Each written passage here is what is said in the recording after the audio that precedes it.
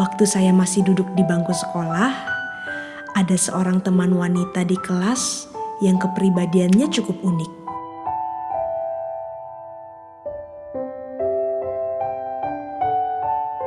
Dia selalu mencari perhatian lewat sikapnya yang berlebihan.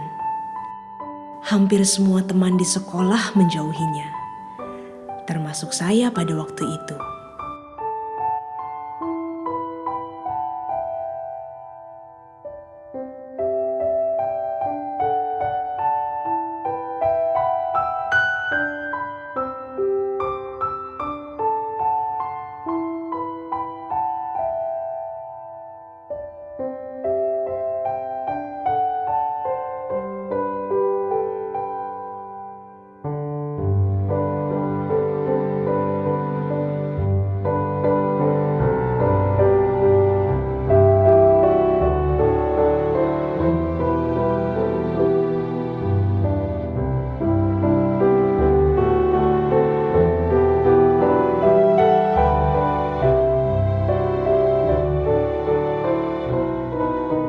Suatu kali ada tugas kelompok di kelas dan saya dipasangkan dengannya. Dengan terpaksa, saya harus sering bertemu dengannya selama beberapa minggu. Awalnya, saya merasa tidak nyaman karena sikapnya yang tidak menyenangkan. Namun, setelah beberapa kali pertemuan, dia mulai terbuka tentang kehidupan pribadinya. Ternyata saat itu dia mengalami kehidupan yang berat, di mana ayah kandungnya menganiaya dia selama bertahun-tahun dan mengancam akan membunuhnya jika melaporkan perbuatannya.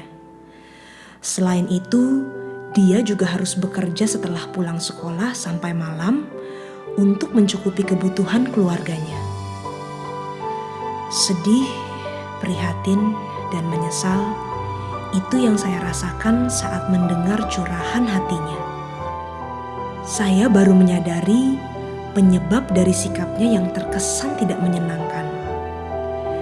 Dan mulai dari saat itu, pandangan saya kepada teman saya ini berubah total. Ketika tugas kelompok berakhir, justru disitulah pertemanan kami dimulai.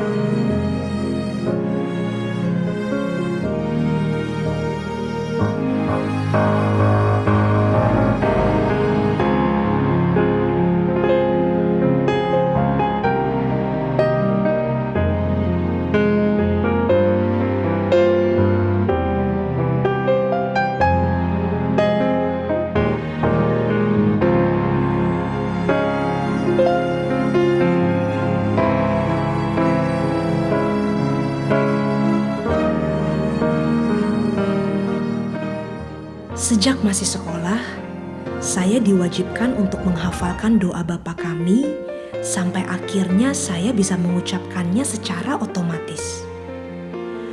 Namun baru ketika saya belajar kebenaran, saya menyadari bahwa doa Bapa Kami bukan hanya sekedar untuk dihafal dan diucapkan, tapi seharusnya menjadi pedoman hidup bagi setiap orang percaya.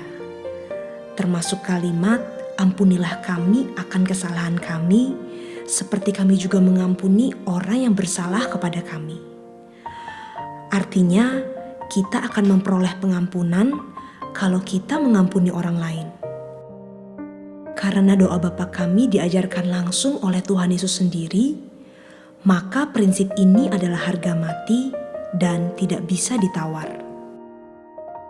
Semua kesalahan dan dosa kita yang begitu besar sudah diampuni lewat pengorbanan Tuhan Yesus di kayu salib, bukan karena perbuatan kita.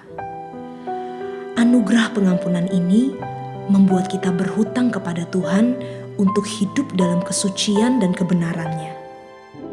Ketika kita menghayati karya salibnya, kita menjadi takut berbuat dosa dan ingin menyenangkannya melalui apapun yang kita pikirkan, katakan, dan lakukan. Kita akan mengampuni orang lain karena kita tidak mau membuat Tuhan berduka melalui kebencian dan kepahitan kita terhadap sesama.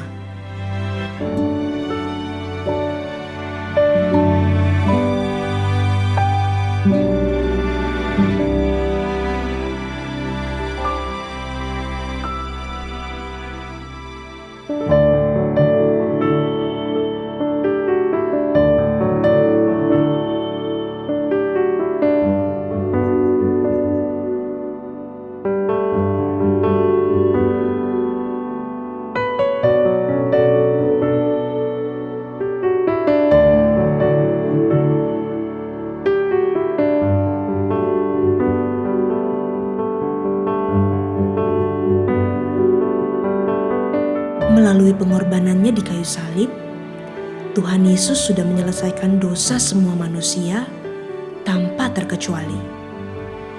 Pengampunannya diberikan untuk saya, kamu, dan kita semua.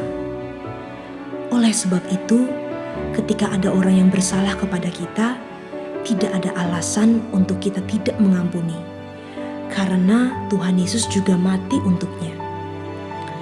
Kita tidak berhak menghukum atau melakukan pembalasan karena yang berhak menyelesaikan dosa hanyalah Tuhan. Ketika kita merenungkan bahwa kesalahan kita kepada Tuhan jauh lebih besar dibandingkan kesalahan orang lain terhadap kita menjadi jauh lebih mudah untuk mengampuni. Hutang kesalahan kita sudah dihapuskan oleh Tuhan. Sudah sepantasnya juga kita menghapuskan hutang kesalahan sesama kita. Di sisi lain, tidak ada manusia yang dengan sengaja merencanakan untuk berbuat jahat sejak lahir. Ketika kita menyadari bahwa latar belakang, pendidikan, komunitas, dan pengalaman masa lalu sangat mempengaruhi perilaku seseorang, kita menjadi lebih bisa mengerti dan menerima orang lain.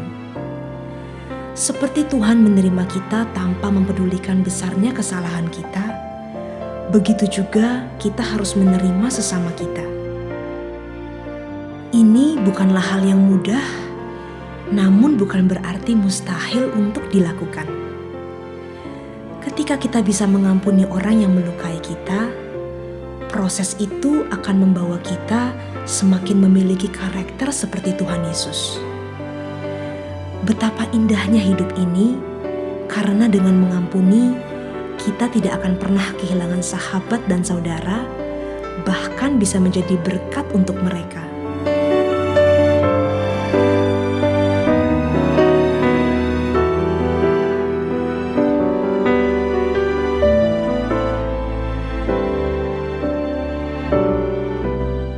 Jadi, siapapun yang pernah menyakiti kita, entah itu orang tua, anak, saudara, sahabat atau kerabat, mari mengambil keputusan untuk mengampuni dan melakukannya untuk Tuhan, karena didasari oleh hati yang mengasihi Tuhan dan ingin menyenangkan hatinya.